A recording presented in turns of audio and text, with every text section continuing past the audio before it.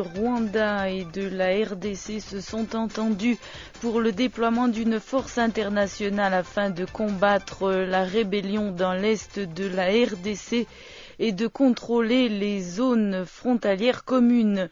Le président rwandais Paul Kagame et son homologue Joseph Kabila se sont rencontrés dimanche en marge du sommet de l'Union africaine à Addis Abeba. C'était la première rencontre entre les deux chefs d'État dont les pays ont des relations tendues depuis les attaques des mutins du M23 contre l'armée congolaise dans l'est de la RDC. Kinshasa accuse le Rwanda de soutenir la rébellion du M23, tandis que Kigali accuse la RDC de soutenir les... Les présidents Paul Kagame du Rwanda et Joseph Kabila de la RD Congo ont accepté le principe de la mise sur pied d'une force internationale neutre contre les groupes armés dans l'est du Congo. L'accord est intervenu en marge du sommet de l'Union africaine qui s'est ouvert hier. La force internationale neutre en question aura pour but d'éradiquer les groupes armés actifs dans l'est de la RDC et surveiller la frontière commune. Selon l'AFP, le président rwandais a lui-même dit à notre confrère « Nous avons accepté le principe de demander à d'autres de nous aider, mais les détails seront pour plus tard. » M. Kagame et son homologue congolais venaient tous deux d'assister à une réunion des chefs d'État de la conférence internationale sur la région des Grands Lacs, la CIRGL, tenue en marge du sommet de l'UA à Addis Abeba. Auparavant, ils avaient eu un tête-à-tête, soit leur première rencontre depuis la nouvelle rébellion du M23 dans l'est du Congo. Le Rwanda est accusé de soutenir les M23 et il le dément. Et la RDC demande de son côté appuyer les rebelles hutus rwandais des FDLR qui sévissent sur son territoire. Aucun détail pour le moment sur les effectifs de la force, son mandat, sa date de déploiement et les pays qui y participeront. Selon la porte-parole de la CIRGL, un sommet de ses chefs d'État est prévu sur les modalités de mise en œuvre du document les 6 et 7 août à Kampala, en Ouganda. J'ai demandé à Thomas Dakin Mouiti, président de la société civile du Nord Kivu, ce qu'il pensait de ce développement à Addis Abeba. Notre première réaction en tant que société civile, c'est un sentiment de satisfaction, étant donné que les deux présidents n'ont fait qu'entériner le résultat du travail qui a été effectué par les experts de la CIRGL, mais aussi le résultat du travail des ministres se sont réunis à Addis Abeba où nous avons nous-mêmes, en tant que société civile, été représentés. Nous avons été à Addis Abeba pour cette fin. Et donc, la première réaction, c'est que nous sommes satisfaits à ce que les deux chefs d'État se soient entendus à accepter le résultat du travail des experts et des ministres. Cependant, nous pensons que c'est bon de prendre des résolutions, mais c'est mieux de passer à des actions concrètes. Donc, vous comprenez que d'abord, nous sommes les 15 aujourd'hui et on envoie la séance de la mise sur pied ou des modalités de mise sur pied de cette force d'être jusqu'au mois d'août. Et là, on ne fait pas allusion au retrait des troupes rwandaises qui sont sur le territoire congolais. Nous pensions qu'aujourd'hui, le chef de l'État devait s'entendre sur le retrait des troupes du Rwanda, que les troupes rwandaises quittent le territoire congolais et qu'ils laissent l'appui qu'ils sont en train d'apporter au M23. Ce seraient là des décisions qui sont plus concrètes, mais en attendant, nous pensons que si les forces neutres pourraient venir travailler aux côtés de la MONUSCO, renforcer les efforts qui sont déjà entrepris par la MONUSCO, nous pensons que ce serait idéal. Peut-être que la population de l'Est pourrait aussi aspirer à la paix comme les autres populations de la République démocratique du Congo. Thomas Dakin Mouiti, président de la société civile du Nord. Revenons sur le sommet même de l'UA. Il s'est ouvert hier sur des appels pour un plus grand rôle de l'organisation dans le règlement des conflits régionaux. Et l'Union africaine dit envisager un soutien à des interventions militaires dans l'est de la République démocratique du Congo et au Mali. Les précisions de Morgan Guiriec. Dans son discours d'ouverture de la rencontre, le président de la Commission de l'Union africaine, Jean Ping, a demandé une solution africaine aux problèmes africains. En effet, les solutions aux problèmes de l'Afrique se trouvent sur le continent et nulle part ailleurs.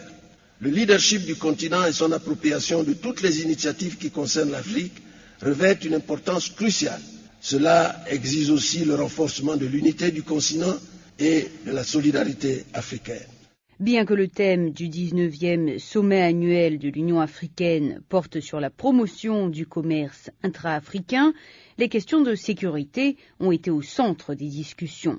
Selon M. Ping, l'Union africaine pourrait contribuer à une force régionale pour affronter les groupes armés en RDC. L'Union africaine, a-t-il dit, est disposée à contribuer à la constitution d'une force régionale pour mettre un terme définitif aux agissements des groupes armés. Pour rappel, des soldats rebelles du M23 se battent contre les forces gouvernementales dans l'est du pays depuis avril. Samedi, le Conseil de paix et de sécurité de l'Union africaine a affirmé son soutien aux nations ouest-africaines pour préparer une intervention militaire dans le nord du Mali, où les militants islamistes ont pris le contrôle de plusieurs villes et localités. Selon l'AFP, le Conseil a également lancé une mise en garde aux autorités maliennes, les enjoignant d'accélérer le processus de transition politique consécutif au coup d'État militaire de mars pour présenter un front uni face aux rébellions, principalement islamistes, ayant conquis le nord du pays. L'unité nationale et l'intégrité territoriale du Mali ne peuvent faire l'objet d'aucune discussion ou négociation, a rappelé le Conseil de paix et de sécurité de l'Union africaine, soulignant la détermination de l'Afrique à n'épargner aucun effort pour leur préservation. Aval Mabila, c'est un journaliste pour les Katanga. L'actualité qui est à la une, c'est la pétition pour le fédéralisme qui a été proposée par le président national de l'Union, le fédéraliste du Congo, UNAFEC, et continue encore à collecter les signatures pour avoir le fédéralisme. Et je crois que cette opération va se poursuivre l'Ikasi Kolwezi, donc où il est en tournée, dans l'espoir d'avoir au moins 100 000 signatures. Jusqu'à présent, selon les organisateurs du parti, qui continuent à collecter les signatures, ils ont pu avoir plus de 70 000 signatures pour qu'on ait un État où la province et le fédéralisme. Et ils vont vers l'Ikasi, Kolwezi pour collecter toutes ces signatures. Mais ce qui inquiète, c'est pas tout le monde qui est d'accord par rapport à cette démarche, parce qu'ils disent que ces démarches n'ont pas été consultées, c'est une initiative privée de l'UNAFEC, et que ça n'engage beaucoup plus que l'UNAFEC, parce que c'est dans l'intérêt de beaucoup plus de l'UNAFEC que dans l'intérêt de toute la classe politique katangaise, parce que dans l'avenir, peut-être les Katangais pourraient en même temps se diviser avec le clivage nord-sud. Vous écoutez Zapping Info Congolaise. De la République démocratique du Congo, les chefs d'État de la région des Grands Lacs se sont retrouvés hier après-midi en marge du sommet à Addis Abeba. Les présidents congolais et rwandais étaient présents, Joseph Kabila et Paul Kagame, qui ont accepté le principe d'une intervention d'une force internationale, force qui serait chargée de surveiller la frontière et de neutraliser les groupes armés comme les FDLR et la rébellion du M23. Cette nouvelle déstabilisation des Kivu réactive les tensions entre Kinshasa et Kigali. Kinshasa accusant notamment son voisin rwandais de soutenir les mutins du M23. Dans la région, les groupes armés s'en prennent régulièrement aux civils. Exaspérés, les élus du Sud Kivu prônent une solution radicale, la construction d'un mur le long de la frontière pour empêcher la circulation des armes et des combattants. Pour défendre cette idée, ils étaient hier à Kinshasa. Kamanda Wakamanda Mozambe. Ils ont dit leur ras-le-bol devant une situation de guerre à répétition, des millions de morts auxquels s'ajoutent des centaines de milliers de déplacés et de réfugiés. Et les élus du Sud Kivu en ont imputé la responsabilité au régime de Kigali. Réunis au Palais du Peuple à Kinshasa, ils ont alors demandé l'érection d'un mur tout le long de la frontière avec le Rwanda. Selon le député national Benjamin Mukulungu, il faut ôter à ce pays tout prétexte d'intervention militaire en RDC. La raison, le prétexte allégué par le gouvernement rwandais, c'est que notre frontière est poreuse et pour mettre fin à cette porosité, nous proposons, nous, députés du Sud Kivu, que le gouvernement érige une barrière intangible, donc un mur. Nous sommes fatigués de l'insécurité créée dans nos villages, dans nos champs. Difficile en tout cas de réaliser dans un bref délai un tel ouvrage, et les élus du Sud Kivu ont dit être bien conscients de cela. Ils ont cependant estimé que c'est une démarche importante pour sécuriser le pays vis-à-vis d'un voisin peu rassurant. Autre demande des députés, les militaires doivent être payés régulièrement et effectivement. Les affectations devraient aussi se faire sans tenir compte de l'appartenance tribale. Kamanda ou à Kamanda Muzembe, Kinshasa, RFI. Vous écoutez Zapping Info Congolaise. Addis Abeba, Paul Kagame du Rwanda et Joseph Kabila de la République démocratique du Congo se sont mis d'accord pour la résolution de la crise à leurs frontières respectives. La solution, la mise sur pied d'une force internationale neutre. Cette force, Ramata Sore, doit permettre d'éradiquer les groupes armés actifs dans l'est de la RDC et sécuriser les deux frontières.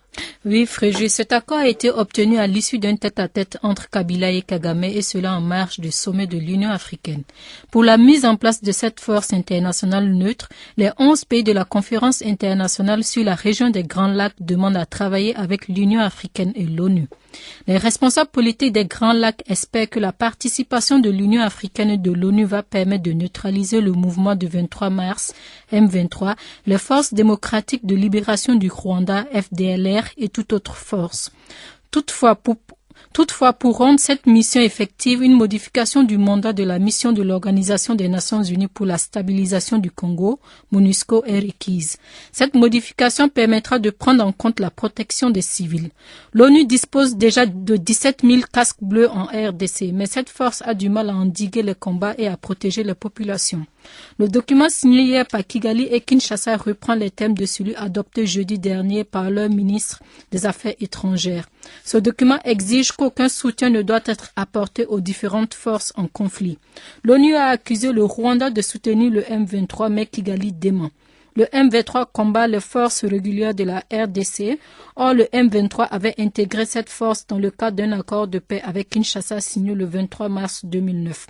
L'accord d'Addis Abeba demande également que les responsables politiques et les autorités des régions concernées par les conflits dans leurs discours promeuvent l'apaisement et la réconciliation. Toutefois, ce dernier principe semble être difficile à respecter. Les élus de l'Est du Congo réunis hier au palais du peuple de Kinshasa ont demandé la construction d'un mur de séparation entre les deux pays. Concernant cette crise entre le Rwanda et le Congo, une autre rencontre prévue du 6 au 7 août à Kampala en Ouganda va préciser la composition de la force d'interposition neutre et ses relations avec la mission de l'ONU. Et puis un mot encore au sujet de la RDC. Emmanuel, dans la province orientale de Wamba, se demande pourquoi le gouvernement congolais n'a jamais eu les moyens de mettre fin à la guerre chronique dans l'est du Congo. Car les populations sont en train de perdre leur vie, il y a trop de victimes de guerre, des orphelins, des mamans qui n'ont plus de mari, et les droits humains ne sont plus respectés dans cette province du Nord Kivu. En plus, la MONUSCO en RDC ne fait rien, à part renouveler son mandat, c'est une perte de temps parce qu'on ne sait pas s'ils sont là pour soutenir les rebelles ou pas. Cela fait des années que la MONUSCO est en RDC, mais le calme n'est jamais revenu, surtout dans l'est du pays. Vous écoutez Zapping Info Congolaise. Démocratique du Congo. En tout cas hier, à Addis Abeba, les présidents congolais et rwandais ont accepté le principe de la mise sur pied d'une force internationale neutre afin d'éradiquer les groupes armés actifs dans l'est de la RDC et surveiller leurs frontières communes. Cette nouvelle intervient alors que depuis des mois, les rebelles du M23 agissent dans le Nord Kivu, sans oublier les FDLR. Aucun détail n'a filtré pour le moment, alors que la MONUSCO et ses 17 000 casques bleus sont déjà présents en RDC depuis 1999. Pour une réaction, j'ai joint le porte-parole du gouvernement congolais, Lambert Mende.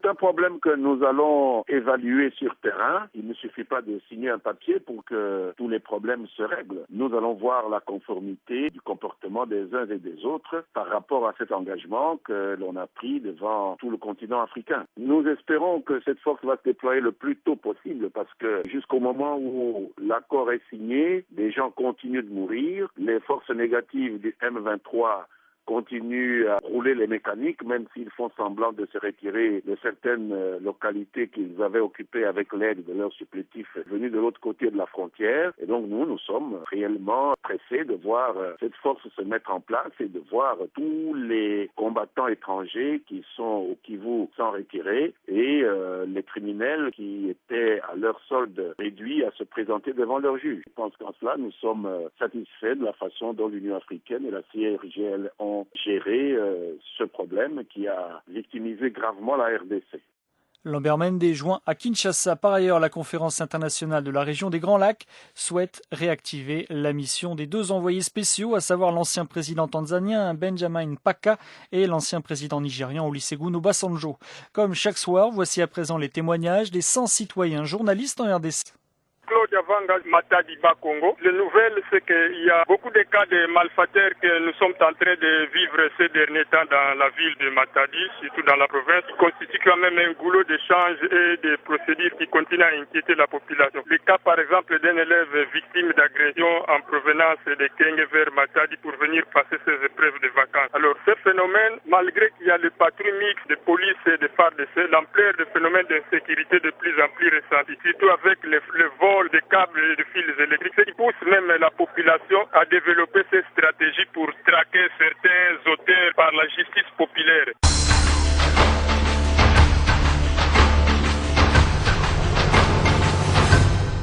C'est Janine Agoma, parmi les 100 citoyens journalistes de la RD Congo. La situation sécuritaire reste turbulente. La population se demande où est-ce qu'on va, ce qu'on est en train de voir actuellement. Beaucoup de personnes quittent Rutshuru vers Goma, les autres vers Beni, Lubero-là. Donc la situation n'est pas bonne. Et la population dit que vraiment il faut que cette fois-là, il faut que les autorités congolaises puissent trouver une question durable à cette insécurité, puisque ça date de longtemps qu'il y a eu chaque jour guerre, les guerres qui ne se terminent pas. Donc aujourd'hui la guerre, demain une autre, c'est une question. Vous écoutez Zapping Info Congolaise. Lors de ce sommet de l'Union africaine, il a également été question des violences dans l'Est de la République démocratique du Congo. Cette nuit, le Conseil de sécurité des Nations Unies a salué la décision des présidents Joseph Kabila et Paul Kagame, qui ont tous deux donné leur accord de principe pour l'intervention d'une force internationale à la frontière entre la RDC et le Rwanda. Cette force sera chargée de lutter contre les groupes armés.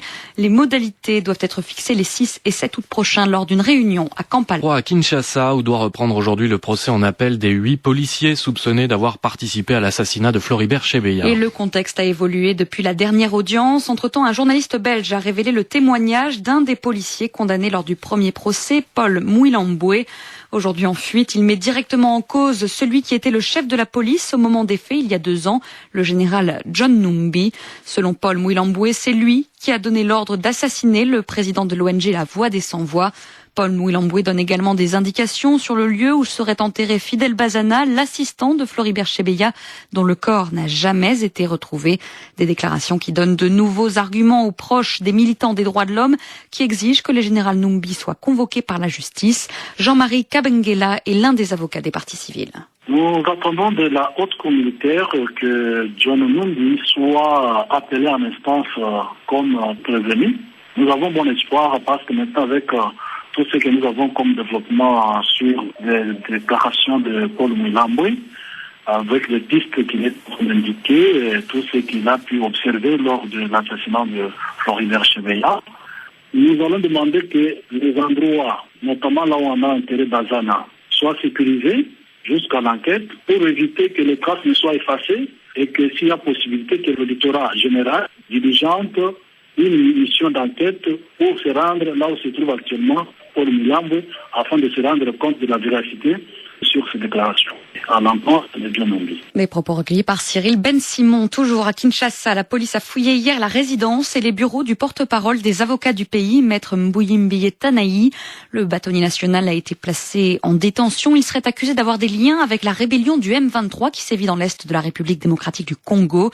Des méthodes dénoncées par l'AZADO, l'association africaine de défense des droits de l'homme. À Kinshasa, Kamanda Wakamanda Muzembe. Selon l'AZADO, une simple dénonciation d'un particulier a suffi pour créer des ennuis au bâtonnier national Mbuyimbiye Tanaï. Un certain Riki Tishiku l'a accusé de recruter à partir de Kinshasa pour le compte de la rébellion du M23. Des perquisitions ont alors été effectuées au cabinet et à la résidence de l'avocat. Les inspecteurs de police judiciaire ont saisi, toujours selon l'Azado, 6 ordinateurs, des téléphones et des documents présumés séditieux. Dans un communiqué, l'Azado relève que cette procédure n'a pas été précédée d'une audition préalable de la personne incriminée. L'ONG de défense des droits de l'homme craint que les ordinateurs saisis ne puissent être manipulés dans le but de compromettre le bâtonnier national Mbuyimbi Etanaï.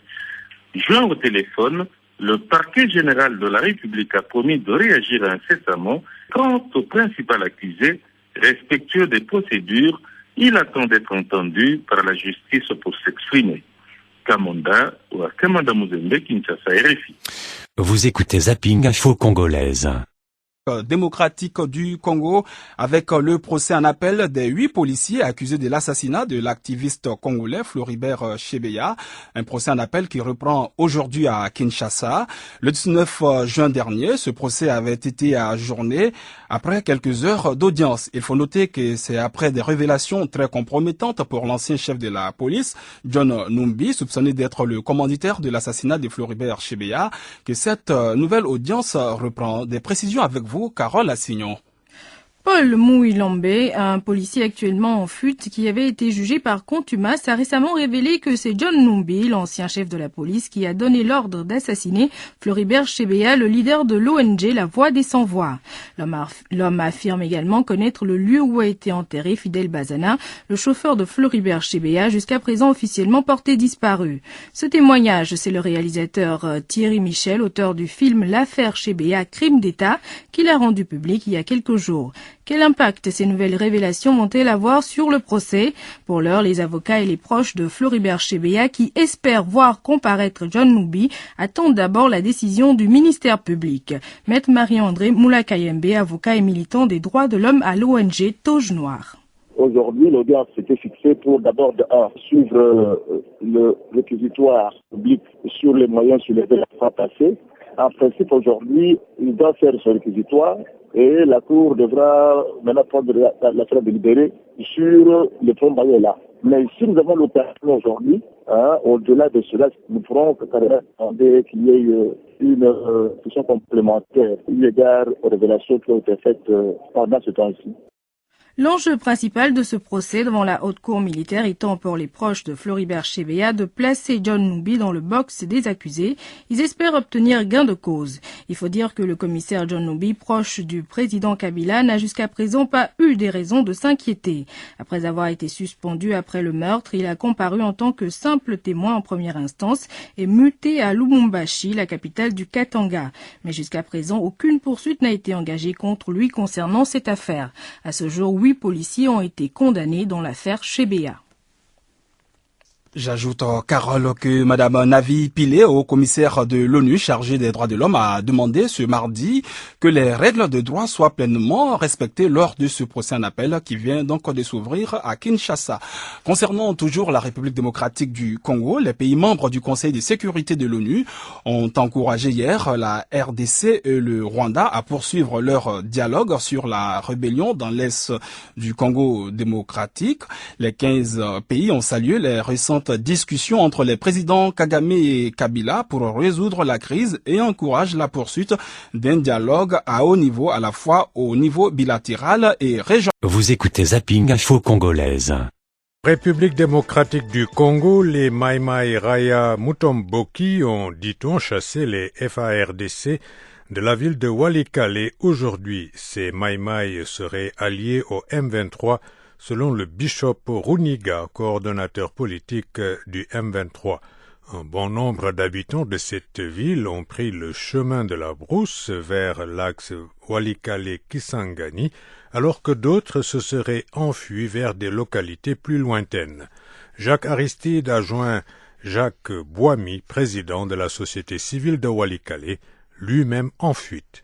Jusqu'à présent, je suis encore dans la brousse. C'est depuis le matin où nous avons eu un grand affrontement entre les deux parties, Mai Mai Mutomboki et FARDC. Mais la ville est divisée en deux parties. Une partie pour Raya Mutomboki et l'autre partie pour FARDC. Pour le moment, je ne sais pas ce qui contrôle la ville de Walikale. Je sais que c'est divisé en deux parties. Selon le bishop Jean-Marie Rouniga du M23, coordonnateur politique du M23, ces Maïmaï seraient alliés au M23 et ces Maïmaï auraient chassé les FARDC de la ville de Walikale. Je n'ai pas de précision puisque je ne connais pas ces problèmes. Chez nous avons vu depuis le matin l'attaque des deux parties, mais par rapport à ces questions, vraiment, je n'ai pas de précision. Voilà les violences qui continuent. Comment les populations locales en sont affectées? Heureusement, vous connaissez que c'est nous, populations, qui sont tombées victimes. Beaucoup parmi nous sont dans la forêt, les autres sont dans la route vers Kisangani. Les populations locales sont toujours en train de fuir, quoi? La population locale qui sont en train de fuir à route vers Kisangani. Combien de personnes sont en train de fuir? Toutes les personnes habitant de Walikale sont en train de fuir, donc tout le monde est en mouvement de fuir, surtout dans les forêts, les autres à l'axe Kisangani, Walikale-Kisangani. En tant que président de la société civile de Walikale, quel est l'appel que vous voulez lancer aux autorités? Nous voulons être sécurisés tout d'abord par les FARDC, puis nous voulons que la population rentre à leur résidence, surtout la sécurité de la population. Mais ici, vraiment, je suis en pleine brousse, je ne sais pas comment dire. Donc, nous voulons votre implication, et les Nations Unies, et les FARDC, implication de tout le monde pour notre sécurité ici à Walikale. Jacques Boami, président de la société civile de Walikale. Par ailleurs, les membres du Conseil de sécurité de l'ONU ont publié un communiqué disant prendre acte avec intérêt du rapport issu de la réunion extraordinaire interministérielle du comité régional de la conférence internationale sur la région des Grands Lacs sur la situation en matière de sécurité dans l'est de la RDC qui s'est tenue le 11 juillet à Addis-Abeba.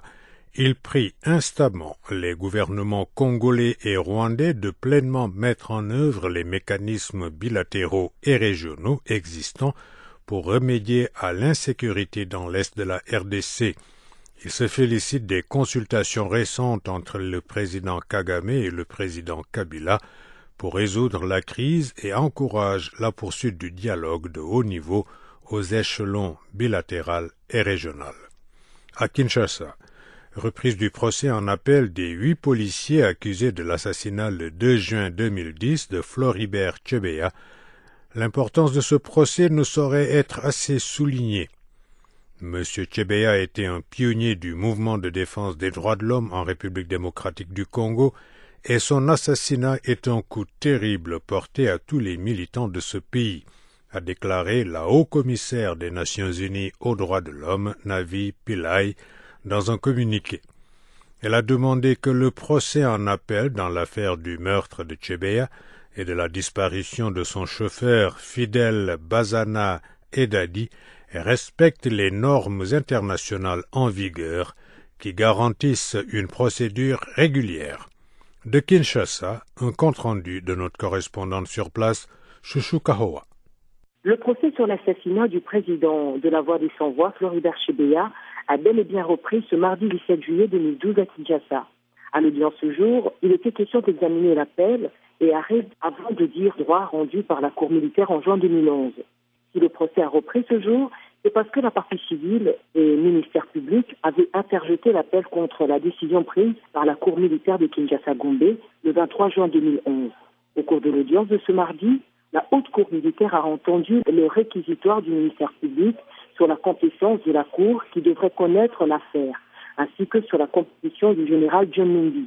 Pour les parties civiles, la veuve Chebeya avait porté plainte contre le général Numbi. Et c'est sous cette base que ce dernier a été entendu pendant l'instruction préjudictionnelle. Mais curieusement, selon les parties civiles, les prévenus qui comparaissaient n'ont pas été poursuivis sur base de cette plainte et constatent qu'il y a eu multiplicité du rôle du ministère public. Dans son réquisitoire, le ministère public a soutenu qu'il n'y avait aucune charge pour le général John Numbi pouvant l'impliquer dans l'assassinat de Floribert Chebeya et soutient que si les parties civiles détiennent des preuves contre le général Numbi, de bien vouloir les mettre à la disposition de la Haute Cour militaire. Les parties civiles se disent scandalisées par ces propos tenus par le ministère public. La prochaine audience aura lieu ce 24 juillet 2012. De Kinshasa, Chouchou Kawa pour la Voix de l'Amérique. Comme chaque jour, voici à présent les témoignages des 100 citoyens journalistes en RDC. Pierre Sokoli, je suis journaliste et citoyen, ville de Goma, République démocratique du Congo. Ici, chez nous, la situation est relativement calme. Dans les esprits, il y a le problème de la guerre. La situation qui nous préoccupe tous, c'est la situation sécuritaire par rapport à la guerre qui prévoit encore dans notre province. Ici à Rutshuru, pour le moment, la situation est un peu calme, mais nous ne savons pas comment ça évolue. La population est très inquiète par rapport à la situation, cette recrudescence encore de la situation sécuritaire. Et nous en avons tous marre, on ne sait pas sur quel Dieu s'est voué. On voudrait vraiment que cette situation cesse pour que commence un nouvel élan de développement. Mais voilà, nous en avons marre, nous tous, en tout cas la population.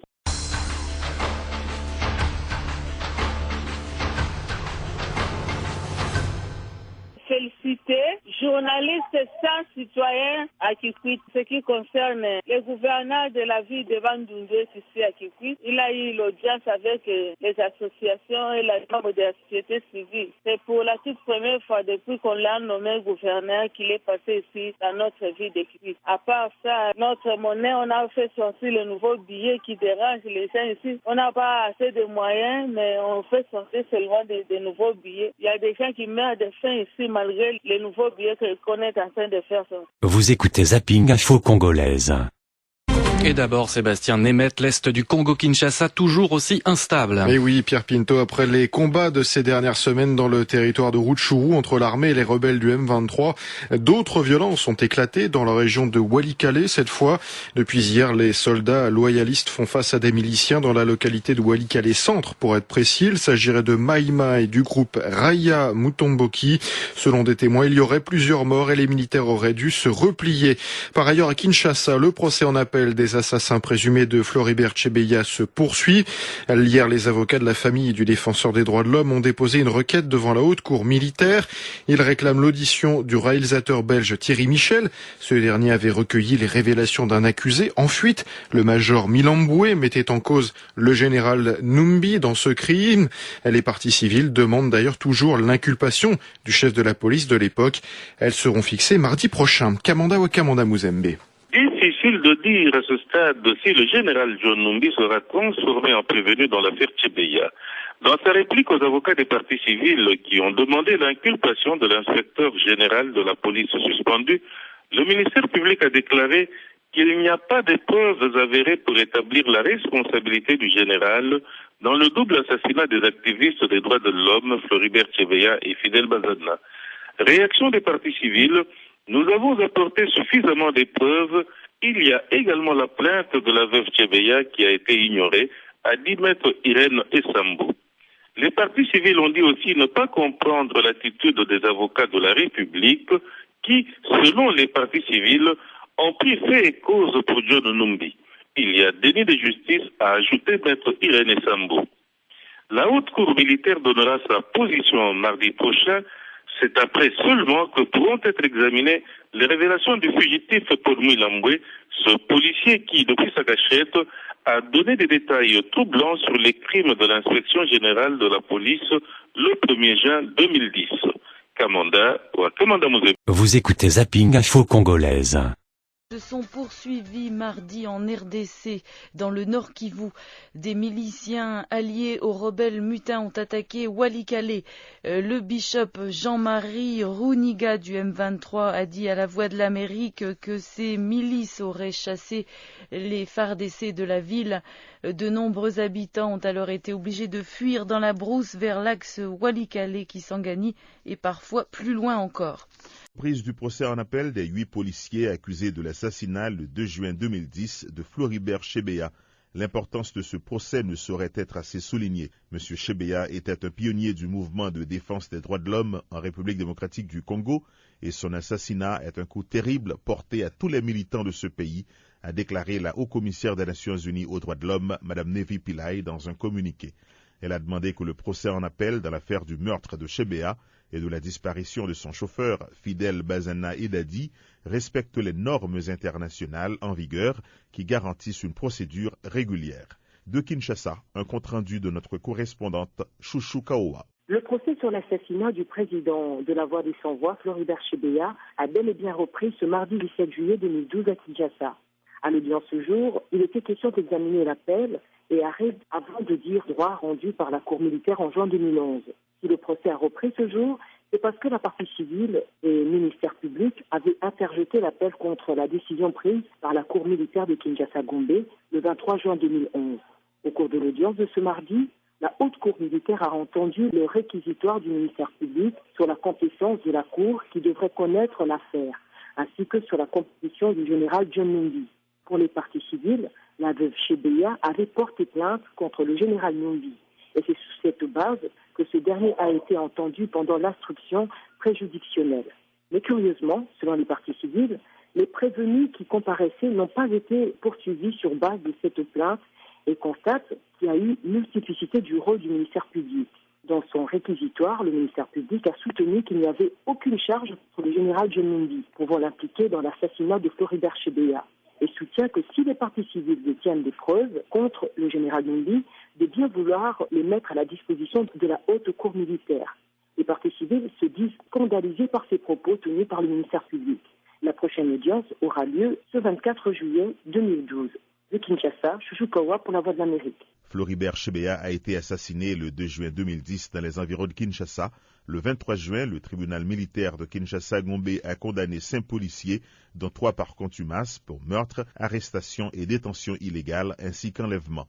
Démis en 2010 de ses fonctions en relation avec l'affaire, l'inspecteur général de la police nationale congolaise n'a jamais été inculpé.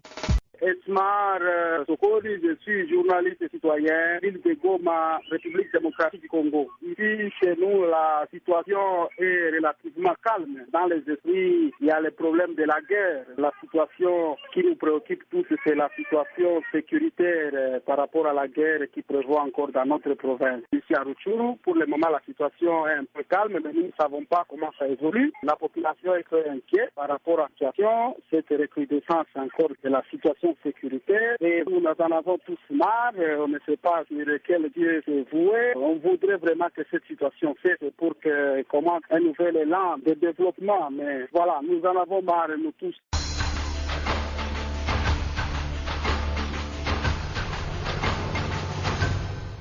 Féliciter journalistes sans citoyens à Kikwit. Ce qui concerne le gouverneur de la ville de Bandundu, ici à Kikwit, il a eu l'audience avec les associations et les membres de la société civile. C'est pour la toute première fois depuis qu'on l'a nommé gouverneur qu'il est passé ici dans notre ville de Kikwit. À part ça, notre monnaie, on a fait sortir le nouveau billet qui dérange les gens ici. On n'a pas assez de moyens, mais on fait sortir seulement des nouveaux billets. Il y a des gens qui meurent de faim ici malgré les nouveaux billets qu'on est en train de faire sortir. Vous écoutez Zapping Info Congolaise. Première escale ce matin, la RDC. Les armes continuent de crépiter dans l'Est, cette fois entre miliciens Maïmaï et soldats des FARDC.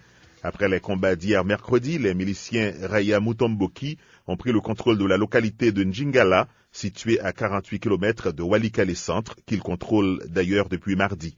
L'objectif, déclare un responsable, c'est de combattre les FDLR, Force démocratique de libération du Rwanda, que les soldats de l'armée régulière congolaise n'arrivent pas à chasser du territoire. Historiquement, les Maïmaï sont souvent accusés de commettre des exactions contre la population civile. Qu'en est-il aujourd'hui? Comment des jeunes miliciens moins bien pourvus en armes et munitions, croit-on, que l'armée nationale, ont-ils pu déloger les militaires de ces villes et localités? Nous avons posé ces questions au porte-parole du groupe, Didier Bitaki, secrétaire général du Front patriotique pour le changement. On est en train de chasser les FARDC dans certaines zones qui sont fréquentées par les FDLR pour y assurer la sécurité et essayer un peu de tranquilliser les familles et nos familles surtout. On pourra aller même au-delà de Walikale et d'autres zones importantes. Le groupe contrôle exactement quelle région pour le moment? Le groupe contrôle la ville de Walikale, la cité de Njingala, la cité de Mubi, tout le parcours de Hombo à Walikale. Donc c'est un parcours d'environ 75 km. Tous ces tronçons sont sous contrôle, avec les villages et les cités, les centres que je viens de vous citer. Il y a des grands centres commerciaux parmi lesquels j'ai donné par exemple le centre de Mubi, le centre de Njingala qui provient de la grande carrière minière de Bissier, il y a Moutakato, il y a beaucoup de centres qui sont actuellement sous contrôle et qui continuent pour d'autres à tomber entre les mains des jeunes gens. Alors, ils n'ont pas rencontré beaucoup de résistance de la part des forces armées congolaises? Les forces armées congolaises ne peuvent plus résister, d'autant plus que Elles sont déjà, en tout cas, démoralisées. La plupart disent qu'ils ne peuvent plus se battre simplement parce qu'ils ne sont pas payés, ils sont maltraités. Voilà un peu, c'est une armée apparemment que je dirais au point de disparaître parce qu'elle est totalement divisée. Certains observateurs ont signalé que les soldats congolais sont beaucoup mieux équipés que ces miliciens Maïmaï. Comment avez-vous pu conquérir toutes ces localités? Vous savez souvent que l'équipement ne fait rien. L'équipement, si il y a équipement sans motivation, des hommes qui utilisent ces équipements-là, ça ne fera rien. Donc voilà pourquoi n'importe qui actuellement peut se permettre n'importe quoi dans ce pays. Quel rapport existe-t-il entre les Maïmaï et le M23? Le M23 réclame l'application des accords du 23 mars 2009. Mais les Maïmaï sont également signataires, mais on semble oublier ce problème. Aucun Maïmaï, qu'il soit Maïmaï de prénom ou de nature, peut accepter de coaliser avec le M23 étant donné que ce que le Rwanda a fait dans ce pays, ici, la République démocratique du Congo, était inacceptable. Mais la communauté internationale tolère tout cela. Et lorsque tout mouvement qui pourra voir le jour sur toute l'étendue de la République démocratique du Congo, qui soit soutenu par le Rwanda, ne peut jamais être applaudi ou accueilli par un Maïmaï ou un Congolais de sang et d'esprit. Donc voilà pourquoi je pourrais dire aujourd'hui, il n'y a aucun contact, il n'y a aucun rapport, il n'y a aucune collaboration. C'est donc, d'ailleurs, on considère aussi le M23 comme un belligérant contre qui il faut se battre. Les Maïmaï disent qu'ils sont en train de combattre les FDLR. On vous accuse aussi parfois de certaines exactions. Vous savez que le Maïmaï à l'époque était moins communicateur que toute autre force en présence. Et qu'ensuite, je ne sais pas, on prend le Maïmaï Touki. Le Maïmaï est un Congolais et qui travaille à côté de sa sœur, sa mère, son frère. Je ne sais pas, on voudra commettre des exactions contre qui. Et c'est contre la même population qu'on défend depuis plus de 2 décennies. Didier Bitaki, porte-parole des Maïmaï à Walikale, dans l'est de la RDC. Journaliste de la VOA à Kananga. Bon, aujourd'hui, il y a eu une rencontre de la Direction générale des impôts avec les membres de la Fédération des entreprises congolaises. Ils ont échangé aujourd'hui autour de la suppression de la taxe sur la valeur ajoutée sur certains produits de première nécessité. Alors, c'est pour une durée de 3 mois. Donc, après 3 mois, ils vont continuer à percevoir la taxe sur la valeur ajoutée, mais pour 3 mois. Ils ont d'abord supprimé, donc ils étaient en réunion avec le membre de la FEC pour leur informer à propos de ce sujet.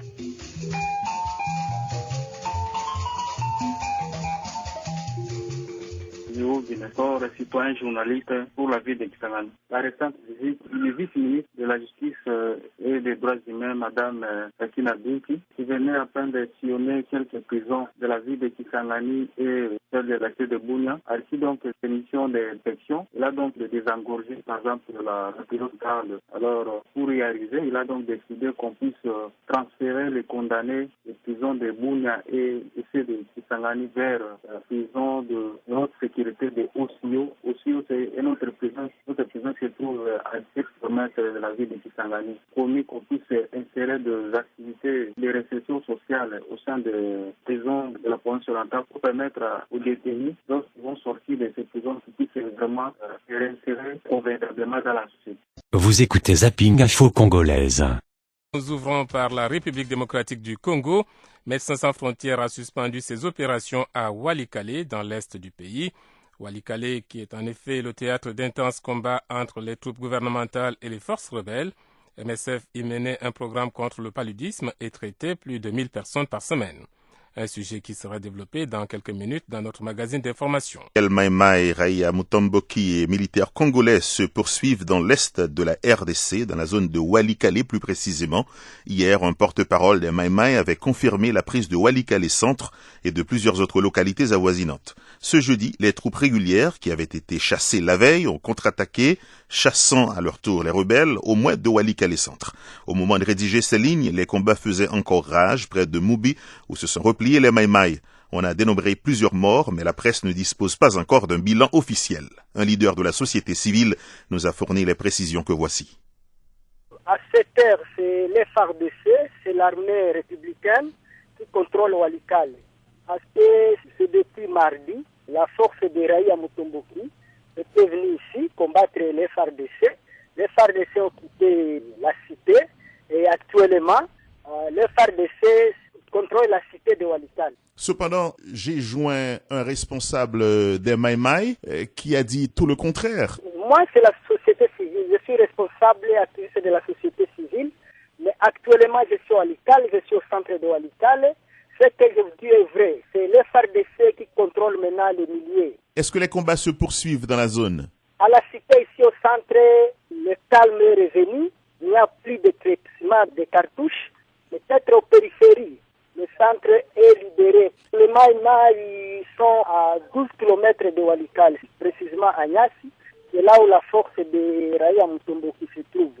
Et à Moubi, à 30 km de Walikale, il y a encore des affrontements entre les FARDC et le Raya Mutomboki. Donc si je comprends bien, Walikale Centre est maintenant aux mains des forces régulières. Oui, Walikale Centre est aux mains des forces régulières. Mais Walikale vers Bukavu, c'est à 12 km où se trouve encore le Maïmaï. Vers Kisangani, c'est à 30 km où il y a encore des affrontements entre les FARDC et les Maïmaï. Que savez-vous des victimes? À cette heure même, nous venons d'enterrer 3 corps, un corps des civils, un corps des Maïmaï, mais il y a aussi 4 corps qui se trouvent encore à 6 km où nous voulons nous rendre à cette heure. L'accès n'est pas difficile? L'accès n'est pas difficile, seulement nous manquons le moyen de transport parce que tous les transporteurs sont partis vers Kisangani. C'est pour cette raison que nous sollicitons au moins la MONUSCO pour nous aider à atteindre l'entité là de 6 km pour enterrer ces corps. Comment ces rebelles Maïmaï se sont-ils comportés envers la population civile? Vraiment, ils n'ont pas touché même un aiguille. Ils se sont comportés à responsables. Ils sont partis même, ils n'ont pas agressé la population. Ils n'ont pas même touché même un aiguille, donc ils n'ont pas fait du mal. Qu'en est-il de la présence des FDLR dans la zone? Les FDLR se trouvent encore dans le groupement Ihana, sont vraiment actifs dans le groupement Ihana, dans le groupement Luberique, et c'est là où se poursuit le combat entre les Raya Mutomboki et les FDLR. Ce qui effraie souvent la population parce qu'il y a de ces FDLR qui arrivent maintenant dans des localités et ils tuent tout les bouts qui bougent. Tous ces gens-là. Et c'est là qui fait vraiment l'exode maintenant. La population quitte les milieux ruraux pour se rendre ici au centre. C'était un leader de la société civile à Walikale, dans l'est de la RDC. Il a requis l'anonymat pour raison de sécurité. La Voix de l'Amérique s'associe à une initiative nommée 100 citoyens journalistes pour couvrir les événements en RDC. C'est Janine, citoyenne journaliste à Goma, dans la province du Nord Kivu. Je voulais intervenir par rapport à l'insécurité qui est devenue permanente et même persistante. Aujourd'hui, je vais parler du territoire de Walikale, où il y a des groupes armés, il y a eu affrontement entre le groupe armé Raya Mutombo qui est FARDC, et ça c'est assez bien. Déplacement massif des populations. Vous savez vous-même que quand il y a coup de balle, quand il y a les bombes par-ci par-là, donc c'est tout un problème, ça joue aussi sur l'état psychologique, donc c'est un problème. La population est épargnée par-ci par-là, donc c'est une situation déplorable. Et les gens se demandent vraiment qu'est-ce qui ne va pas plus que fuir tout le temps, ça devient vraiment très compliqué. Et on demande à ce qu'il y a moyen que les Nations Unies, que les gouvernements, que les hommes de la paix, comme dit la Bible, que c'est celui qui apporte la paix.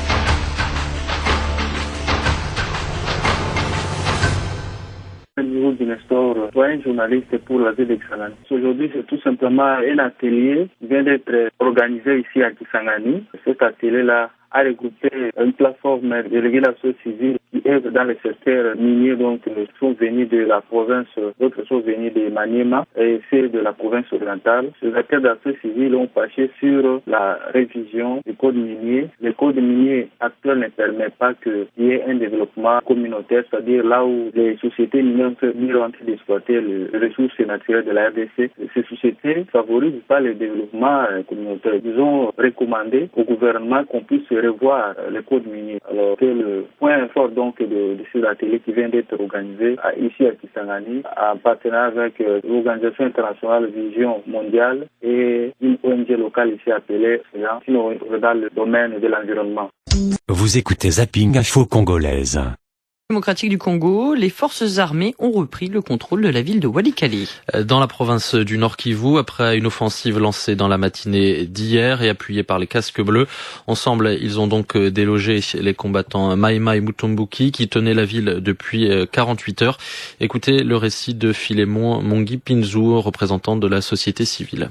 Les combats étaient très violents, vraiment. Vers 8 heures, le FARDC est revenu pour s'imposer au groupe armé Raïa Mutomboki. Ils se sont affrontés et jusqu'à 12 heures déjà, les Raïa Mutomboki a rebroussaillé les chemins vers l'axe Itebero-Bukavu. C'est-à-dire, à partir de 12 heures, le chef-lieu de Walikale est sous le contrôle total de l'armée royale. La MONUSCO également est arrivée aussi à apporter de son soutien. Les amis qui sont traînés dans les villages là ont vu la MONUSCO soutenir les FARDC dans les champs de bataille. Pour le moment, une partie de la population est retournée déjà dans la cité de Walikale, mais bon nombre de la population reste encore dans la forêt. Les gens craignent encore que les Maïmaï peuvent revenir. C'était un représentant de la société civile de la ville de Walikale, interrogé par Guillaume Thibault. La République démocratique du Congo, dont le ministre des Affaires étrangères réfléchit aux modalités du déploiement de la force neutre dans l'est du pays pour neutraliser les rebelles hutus rwandais et surveiller la frontière avec le Rwanda. Pour lui, il est plus simple que les soldats des Nations Unies déjà présents en RDC soient utilisés à cette fin. Il espère que ce mécanisme pourra être mis en place rapidement, mais il demande que le mandat de la MONUSCO soit changé et adapté à cette mission. Vous écoutez Zapping Info Congolaise. Du Congo, les autorités ont annoncé hier vouloir un déploiement rapide d'une force internationale dans l'est du pays. Cette force aura pour mission, je vous le rappelle, de neutraliser les groupes armés et assurer la sécurisation de la zone frontalière avec le Rwanda. Hier, lors d'un point de presse, le ministre congolais des Affaires étrangères, Raymond Tshibanda, a indiqué que Kinshasa n'excluait pas une participation de la MONUSCO à cette force internationale. Ce matin, Raymond Tshibanda revient sur cette position sur les ondes de la Voix de l'Amérique. On écoute le ministre congolais. Nous allons maintenant commencer les démarches, aussi bien dans la direction de nos partenaires internationaux, l'Union européenne, mais particulièrement les Nations Unies à travers le secrétaire général, pour définir la configuration de la force. Je pense que ce qu'il faut noter à ce stade, c'est qu'il a été clairement dit qu'il s'agit d'une force internationale. C'est-à-dire que dans sa composition, on doit retrouver des éléments qui se situent au-delà de la région. Il peut y avoir des forces venant de la région, mais il est important qu'il y en ait qui ne sont pas de la région. La deuxième chose, c'est qu'il s'agit d'une force neutre. Ça signifie qu'on ne trouve pas dans cette force des éléments qui viennent de la République démocratique du Congo ou du Rwanda. Troisièmement, nous tenons beaucoup à ce que cette force puisse se mettre en place très rapidement et qu'elle soit efficace. Mais souhaitez-vous que la MONUSCO participe à cette force? Il n'y a pas d'objection à ce que ce soit la MONUSCO. Nous n'avons aucun intérêt à démultiplier les forces sur le terrain. Depuis Addis Abeba, quand nous avons discuté de la question, il a été envisagé la possibilité de transformer la MONUSCO ou d'inclure cette dimension dans la MONUSCO. Dans ce cas-là, il est entendu que nous demanderions, et nous espérons être suivis, que le Conseil de sécurité élargisse le mandat actuel de la MONUSCO afin d'inclure les deux missions qui sont dévolues à cette force, à savoir d'une part la surveillance et la protection de la frontière et d'autre part la neutralisation et l'éradication des forces négatives dans l'est de notre pays, à commencer par l'FDLR et l'M23. Il n'y a pas d'objection à ce que ce soit la MONUSCO. Nous pensons même que ce serait la formule la plus rapide, le plus approprié, c'est de voir comment reconfigurer ce qui existe, construire à Paris ce qui existe et arriver au résultat que l'on cherche. Et nous avons tenu à vérifier au niveau de l'ensemble des États membres de la région que si telle devait être l'option, il n'y aurait pas d'objection. Et la réponse qui a été donnée par tous est que ce qu'ils veulent, c'est le résultat. Le reste, ils font confiance aux experts et que s'il fallait utiliser la MONUSCO, ce serait tout aussi le bienvenu. Raymond Tshibanda joint à Kinshasa. Et toujours dans l'est de la RDC, plus de 200 000 personnes ont été déplacées suite aux différents combats dans le Nord Kivu. Une épidémie de choléra touche actuellement 8 des 11 provinces de la RDC, signale l'ONU. Et l'ONG Médecins sans frontières a dû suspendre son programme contre le paludisme à Walikale dans le Nord Kivu.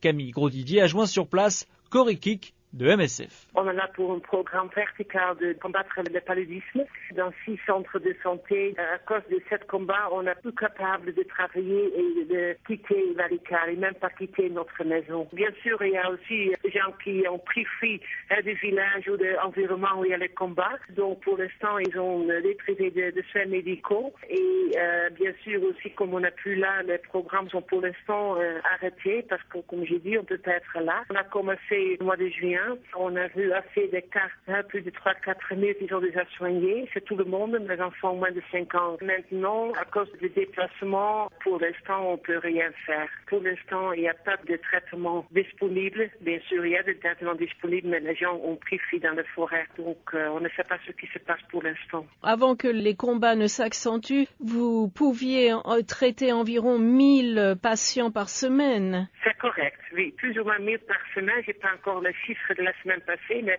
au début, c'était plus ou moins 1000 par semaine dans les 6 centres où on travaille, comme je dis, dans des axes différents qui arrivent au centre de ville de Walikale. Comme je dis, on est en train d'évacuer notre équipe, donc pour l'instant, il n'y a pas une assistance médicale. Malgré ça, je peux dire, on continue notre travail, bien sûr, dans les autres endroits. On a assez de problèmes dans le Kivu Nord avec le conflit des groupes armés. Mais malgré ça, on a essayé de continuer notre travail dans 3 autres projets avec le centre de santé, un grand hôpital ou aussi des blessés de guerre. On continue notre travail, mais malheureusement, pas possible au niveau de Walikale à ce moment-là. Korekik de MSF, jointe en RDC. Voici. Vous écoutez Zapping Info Congolaise.